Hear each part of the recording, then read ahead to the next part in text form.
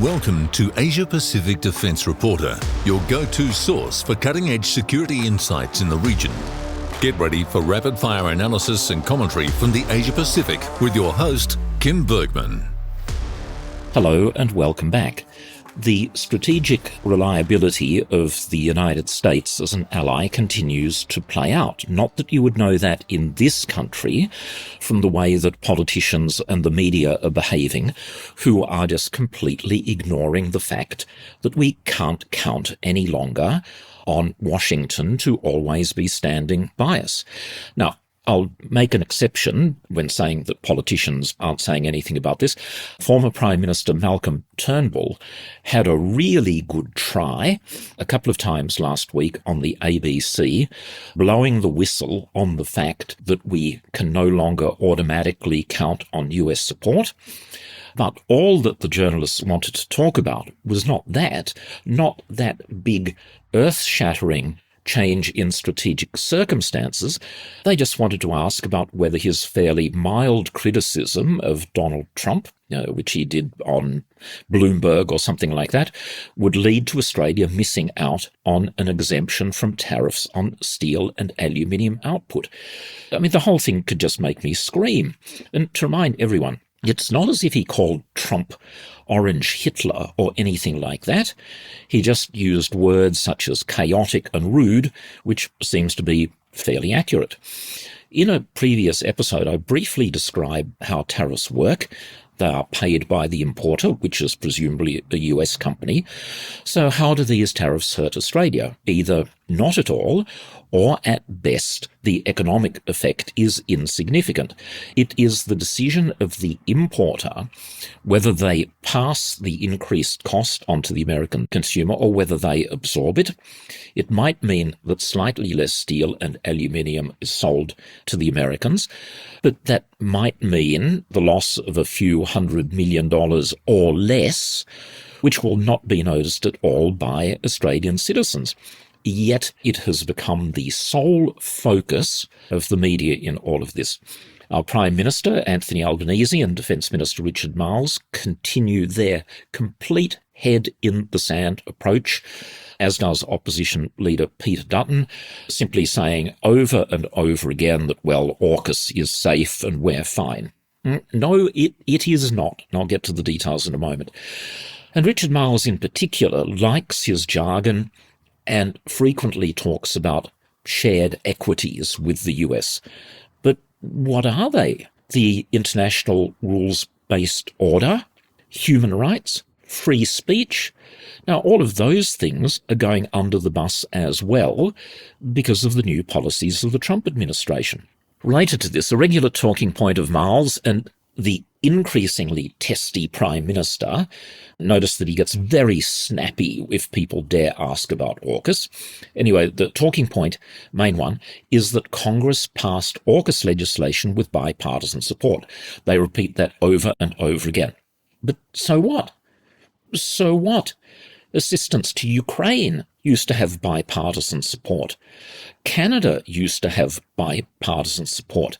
Now, there's only one important thing about the legislation that they refer to, and that is it cleared the way for rivers of Australian gold to flow into the office of the US Defence Secretary so that he, in turn, can dole it out to US submarine building companies in the vague hope that they will lift the construction rate of Virginia-class submarines to 2.33 per year.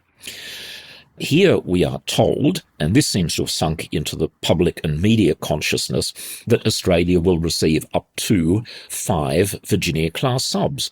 Okay, well, let's have a look at the actual legislation. It's not hard to find. It's called HR 3939, and it was passed on June 9th, 2023. And the very first sentence says, and I'm quoting directly from it, I'm looking at it now, to provide for the transfer of not more than 2 Virginia-class submarines from the inventory of the Navy to the Government of Australia on a sale basis under Section 21 of the Arms Export Control Act and for other purposes. There you go. That's 2 second-hand submarines. Nothing at all about the number 5. So that's another myth that we can explode straight away. Now, let's go to section 4, which has, this is the relevant part, which has the title, Acceptance of Contributions in Support of Australia, United Kingdom and United States Submarine Security Activities. We scroll down to section B, and it reads, Establishment of Submarine Security Activities Account, bracket 1, there is established in the Treasury of the United States a special account to be known as the Submarine Security Activities Account. Now, once the money has been received, remembering that Australia has already handed over an eye-watering $800 million, the Secretary of Defence, Section 1, may use the funds in the Submarine Security Activities Account, A, for any purpose authorised by law that the Secretary determines would support AUKUS submarine security activities, or get this, Section 2, to carry out military construction project that is consistent with the purposes for which the contributions were made and is not otherwise authorised by law. In other words, the Defence Secretary can do whatever they damn well please with the money. There's nothing we can do about it, and we can't get it back. So there's nothing magical or special about this legislation having bipartisan support. The explanation to Congress would have been this. We need to establish a bank account so these Australian idiots can give us $3 billion with no refund clause so that the Defence Secretary can give it out to companies in your district and you can claim credit for it. Now, surely even a fool can see that no one would vote against that. It's not bipartisan support for Australia getting nuclear-powered submarines. It's bipartisan support for taking our money. Surely everyone can see that. Anyway, I doubt that Richard Marles has even bothered to read the legislation. Now, while we're still on the US and the overall relationship, I also have it on very good authority that the US military is now in the serious planning point of seizing the Panama Canal, even though the government of Panama appears to have given in to pressure. And a Hong Kong-based company, CK Hutchinson, is in the process of selling 2 ports to American investor BlackRock, which the Chinese government has labelled spineless grovelling, but anyway, we might come back to that. In my last podcast, I foreshadowed that as a consequence of the US betrayal of Ukraine and of Canada, possibly of Denmark, that it's going to have repercussions for arms exports from the United States. And it's happening. It's happening already. Portugal's defence minister has said that they will now not go ahead and order F-35 aircraft. Canada has announced they will have a review into their order. Canada has ordered 88 F-35s and is contractually on the hook for the first 16, but they will now examine other options, most likely the Saab Gripen E variant. Germany may well review their F-35 order as well. You see, this is having ripple effects already, except not in Australia. As a consequence of just what's happened in the last fortnight, I've completely changed my position on the RAF buying more F-35s, and I believe we have some other options. I believe we should speak with the Republic of Korea about their Batch 2 KF-21 aircraft with internal weapons carriage, making them a stealth jet. That program is going along fantastically well. They're well into test flight series. They've built 6 supersonic twin-jet aircraft and are on schedule to move into full-rate production next year. We could also speak, or should also speak, with Japan, the UK and Italy about their co-development of a 6th-generation fighter called the Global Air Combat Program, and start diversifying our base. Now, can we ever completely replace US equipment? No, and I'm not sure that we should even try and do that, but it's a matter of reducing our dependency from its current level of probably, I don't know, pick a number, 90% down to something far less risky like 40 or 50%.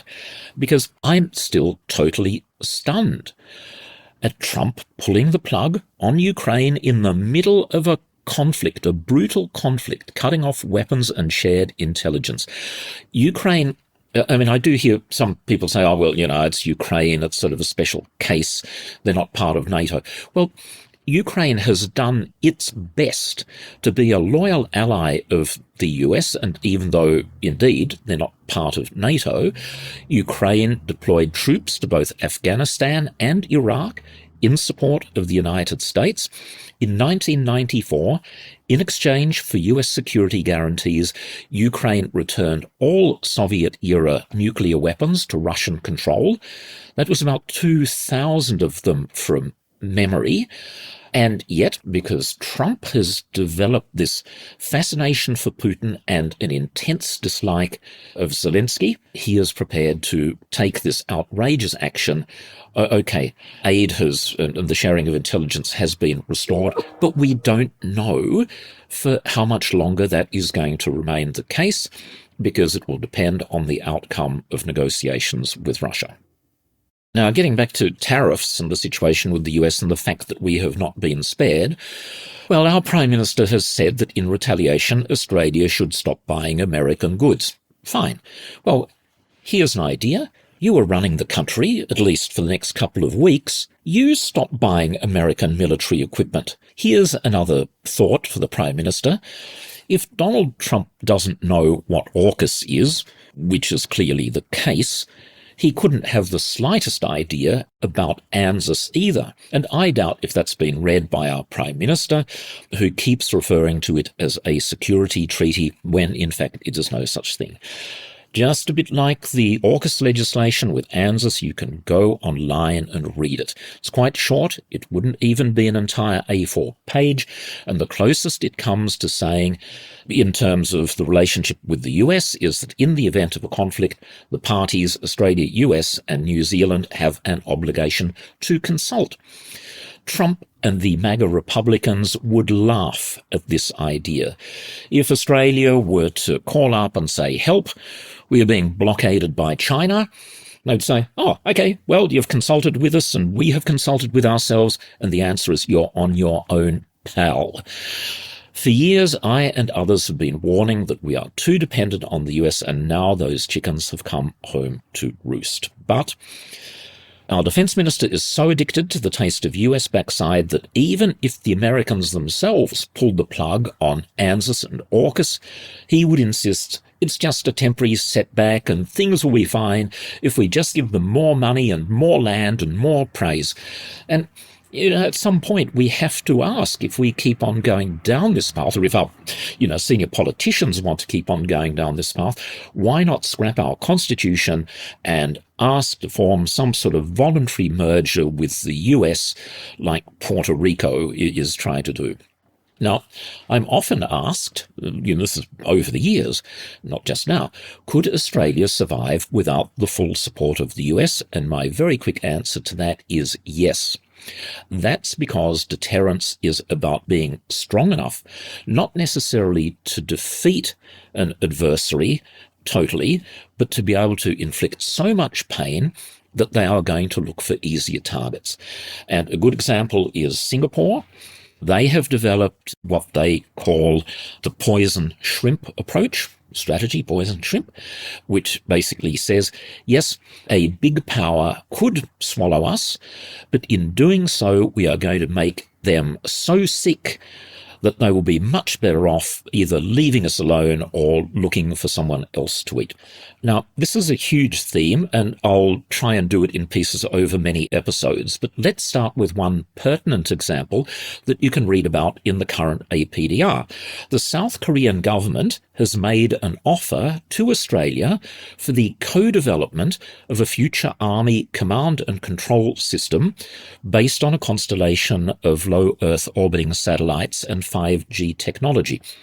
This has come from the head of DARPA, their procurement agency, directly from the minister responsible, Minister Jeon Gun-seok, and it's there in black and white. South Korea is at the leading edge of technology, and this is a remarkably generous offer that Australia should seize with both hands, and it's a precursor to the larger holy grail of moving to joint all-domain operations, which is the big thing in the United States. Defence should be sending a delegation to Seoul right now to start discussions on how Australia and Korea can work together on developing a joint system. Now, for a bit of context, I'll add that defence planners in the ROK have been moving away from total dependence on the US for their security by very smartly developing their own defence industry. They can't yet replace all US products and systems, and they don't intend to, but they are a long way down the path of defence self-reliance. And that, I remind people, is with a defence budget very similar in size to Australia's. It doesn't require hundreds of billions of dollars if you're smart. The Australian defence budget, even though I'd like to see it increased, still buys you a lot of stuff. The attitude in Korea isn't some sort of anti-US thing. The security relationship is very strong, but it's a matter of common sense.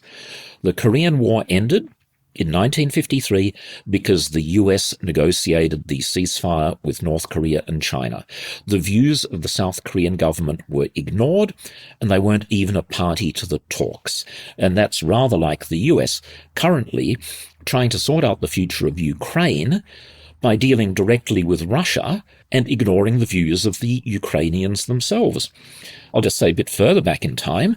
In 1905, Korea effectively became a Japanese colony, with full annexation taking place in 1910, and the rest of the world didn't care. No one came to help Korea.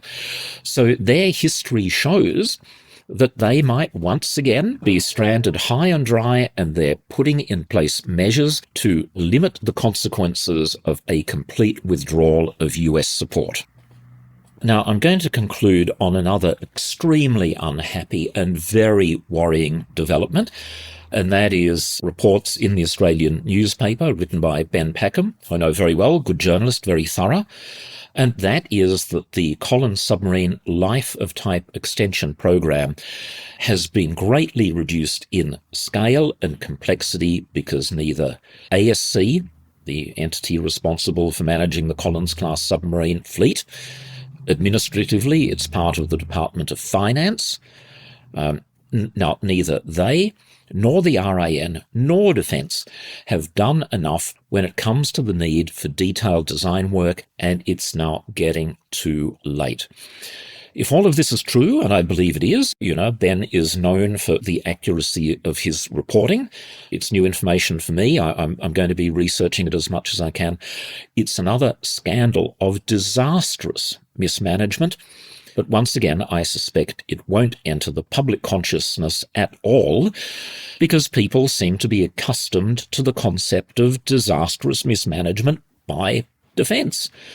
Now, for several years, and again, regular listeners and readers of APDR know, I've been involved professionally in the Collins program, and the designer, Saab Kockums of Sweden, and the Swedish government, and the Royal Swedish Navy suggested to Australia at least 2 years ago that what should happen for the upgrade program is that ASC should form a joint venture with Saab, because in Sweden, Saab and the Royal Swedish Navy have just completed the overhaul of 3 Gotland-class submarines. Gotland, put it very simply, is like the little brother of Collins, almost exactly the same layout of many similar items terms of equipment. The Swedes have been through it. They have learnt so many lessons. They offered to help the RAN and offered to help ASC, and because ASC have a reputation for arrogance, they brushed them off. No, we might need one or two of you people in there, but we're going to do it all ourselves. Well, as I say, it looks like that is just a total disaster. The train has come off the tracks, and what that means with relationship to AUKUS and submarines, we are looking at a capability gap. We will have no submarines at all in the 2030s, the way that this is all going. I wish I had better news, but I don't. US alliance falling apart, and our Navy doing an even worse job than we thought when it comes to extending the life of the Collins class. Okay, thank you for listening. Goodbye for now, and see you next time. That's today's Asia Pacific Defence Reporter. For more in-depth articles, expert opinions and exclusive interviews, visit AsiaPacificDefenceReporter.com. Stay informed, stay ahead. This is your source for all things defence. Until next time.